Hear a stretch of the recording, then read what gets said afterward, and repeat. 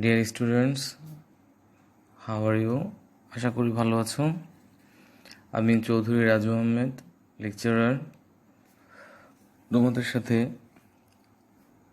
Folk মিউজিকের দ্বিতীয় part নিয়ে আলোচনা করার জন্য আছি তোমাদের সাথে।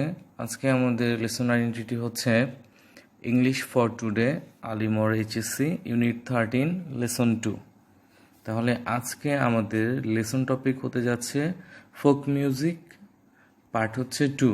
মানে গত ক্লাসে আমরা পড়েছিলাম শব্দ, ভোকাবুলারি, নিউ ওয়ার্ড। আজকে আমরা সেটা রিডিং পড়ব। তো let's start. Folk music consist of songs and music of a community that are uninfluenced by any sophisticated musical rules or any standard music styles. লোকসঙ্গীত হচ্ছে কোনো অত্যাধুনিক সঙ্গীত রীতি অথবা কোনো মানসম্মত সঙ্গীত শৈলীর প্রভাবমুক্ত একটি সম্প্রদায়ের গান ও সঙ্গীত। মানে এটাতে কোনো মানে কোনো ধরনের অন্য ধরনের ট্রেড বা অন্য ধরনের বৈশিষ্ট্যের কোনো প্রভাব নেই। কনসিস্ট অফ, এটাতে কি থাকে? Consist of song and music, গান এবং সুর, অফ এ কমিউনিটি, একটা সম্প্রদায়ের যারা প্রভাবমুক্ত থাকে সফিস্টিকেটেড মিউজিক্যাল রুলস বা নির্দিষ্ট মানসম্মত মিউজিক্যাল রুলস থেকে। Bangladesh has a heritage of rich folk music which includes both religious and secular songs. Bangladesh একটি সমৃদ্ধ লোকসঙ্গীতের ঐতিহ্য রয়েছে বাংলাদেশের, যার মধ্যে ধর্মীয় এবং পার্থিব গান উভয় রয়েছে। Folk music May be described as that type of ancient music which springs from the heart of a community. লোকসঙ্গীত সেই সব ধরনের প্রাচীন সঙ্গীত হিসেবে বর্ণনা করা যায় যা একটি সম্প্রদায়ের হৃদয় থেকে উৎপত্ত হয়, অভিব্যক্তি প্রকাশে যা নিজস্ব ধরনের উপর প্রতিষ্ঠিত ধ্রুপদী সঙ্গীত এবং আধুনিক জনপ্রিয় গানের রীতির প্রভাবমুক্ত। Based on their natural style of expression uninfluenced by the rules of classical music and modern popular songs. মানে এটা আসে কোত্থেকে? এটা আসে হৃদয় থেকে। আর এটার মধ্যে ইনক্লুড থাকে, লোকসঙ্গীতের মধ্যে ইনক্লুড থাকে কি? রিলিজিয়াস আর সেকুলার, ধর্মীয় সঙ্গীতও থাকে, আবার ধর্মনিরপেক্ষ সঙ্গীতও থাকে। তো folk music May be described as that type of ancient music which spring, যেটা চলে আসে হার্ট অফ কমিউনিটি, একটা সম্প্রদায়ের হৃদয় হতে। Based on their natural style of expression, তাদের ন্যাচারাল যে স্টাইল থেকে আসে, যেটা প্রভাবমুক্ত হয় ক্লাসিক্যাল এবং মডার্ন পপুলার সঙ্গের প্রভাবমুক্ত। তারপর হচ্ছে any mood or form created by the combination of tune, voice and dance may be described as music. এটা হচ্ছে যে সুর, কণ্ঠ এবং নাচের সমন্বয়ে সৃষ্ট যে কোনো ধরন বা রূপকে সঙ্গীত হিসেবে বর্ণনা করা যায়। Thus the combination of folk song, folk dance and folk tune may be called folk music. এভাবে লোকগীতি, লোকনৃত্য এবং লোকসুর এর সমন্বয়কে লোকসঙ্গীত বলা যেতে পারে। তাহলে একটা জিনিস বুঝতে হবে আমাদের, যে কোনো ধরনের মুড বা ফর্ম, ধরন বা রকম, created by the combination of tune, যেটা সৃষ্টি হয় টিউনের, ভয়েসের এবং ডান্সের কম্বিনেশন, মানে সুরের, কণ্ঠের এবং নাচের সমন্বয়, সেটাকে আমরা কি বলি? মিউজিক বলি। তো সেই একইভাবে ফোক সঙ্গের, ফোক ডান্সের এবং ফোক টিউনের কম্বিনেশনে যেটা সৃষ্টি হয় সেটাকেও কি বলা যেতে পারে? ফোক মিউজিক বলা যেতে পারে, লোকসঙ্গীত বলা যেতে পারে। এই যে উপরে দেখতে পাচ্ছি আমরা সুর, তারপরে লিরিক্স, তারপরে নাচ। For example, Baul songs are a combination of tune, music and dance. তো উদাহরণস্বরূপ আমরা বলতে পারি বাউল সঙ্গীতও হচ্ছে কি? সুর, সঙ্গীত এবং নৃত্যের সমন্বয়। তাহলে এটা কি একটা মিউজিক? কারণ এটার মধ্যে কি আছে? সুর আছে, এটার মধ্যে মিউজিক আছে, এটার মধ্যে ডান্স আছে, সো দ্যাট এটাও একটা কি? মিউজিক। বাউল গানটাও কি এক ধরনের একটা মিউজিক। এটার মধ্যে কি আছে? Combination of tune, music and dance. In Bangladesh, folk music has great variety with songs being composed on the cultures, festivals, views of life, natural beauty, rivers, rural and riverine life. সংস্কৃতি, উৎসব, জীবন দর্শন, প্রাকৃতিক সৌন্দর্য, নদী এবং গ্রামীণ নদী তীরবর্তী যে জীবনভিত্তিক গান নিয়ে বাংলাদেশে লোকসঙ্গীতের বিশাল কি রয়েছে? বৈচিত্র্য রয়েছে।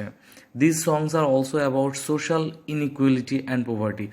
এই গানগুলো অবশ্য আরও কিসের উপর হয়, সামাজিক অসাম্যতা, দারিদ্রতা, অ্যাবাউট দি ম্যাটেরিয়াল ওয়ার্ল্ড, বাস্তব জীবন অ্যান্ড সুপার ন্যাচারাল এবং অতিপ্রাকৃত বিষয়গুলো নিয়ে হয়। হচ্ছে এই বিষয়গুলো, এই গানগুলো সামাজিক বৈষম্য এবং দারিদ্র্য, পার্থিব জগৎ এবং অতিপ্রাকৃত বিষয় নিয়েও রচিত হয়। এই যে দেখো, এই যে কালচারাল বিষয়গুলো আছে, কালচারাল ফেস্টিভ্যালস ছবি দেখতে পাচ্ছি, boats, rivers, natural beauty, river in life, এইসব বিষয় নিয়ে কি হয়, বাংলাদেশের যে ফোক মিউজিকগুলো হয় না, এই বিষয়গুলো নিয়ে কিন্তু তুলে ধরা হয়। এক একটা ফোক মিউজিক এক এক রকমের, কোনোটা হয়তো ফেস্টিভ্যালসকে নিয়ে, কোনোটা হয়তো বা তোমার নদীকে নিয়ে, কোনোটা হয়তো নৌকাকে নিয়ে, কোনোটা ন্যাচারাল বিউটিকে নিয়ে, কোনোটা অথবা নদী যে জীবন সে জীবনকে নিয়ে, এক একটা এক এক রকমের হয়।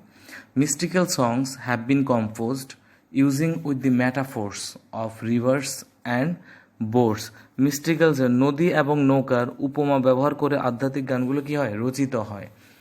Since the country is basically riverine, যেহেতু আমাদের দেশটা সাধারণত নদীমাতৃক দেশ, the bhatiali forms an important genre of folk music, তাই ভাটিয়ালি লোকসঙ্গীতের একটা কি হয়, গুরুত্বপূর্ণ শাখা বা রীতি বা ধরন।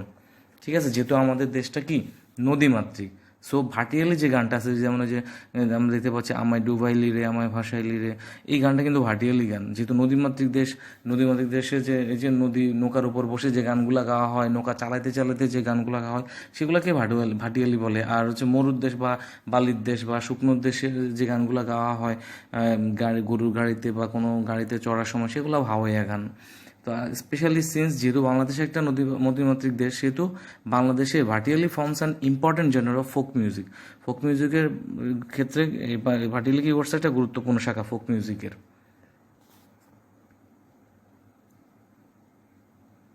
আসলে এই বিষয়টা, পুরো প্যাসেজটা আমরা আসলে যদি ভালোভাবে পড়ি, আসলে এটা কঠিন প্যাসেজ না, একটু ভালোভাবে খুব সুন্দর মজা হয় বুঝে নিতে পারলে আর কি। Folk music is formed and developed according to the environment. Folk music কী হয়, গঠিত হয় বা তৈরি হয় কী হয়, পরিবেশ অনুসারে, পরিবেশের মতো করে। এই যে অনেকগুলো গান দেখা যাচ্ছে ফোক মিউজিক, এগুলো সবগুলো কিন্তু কোনো না কোনো পরিবেশ বা কোনো কোনো বিষয়ের উপর ডিপেন্ড করে। Differences in the natural environment are reflected in the people of the different regions.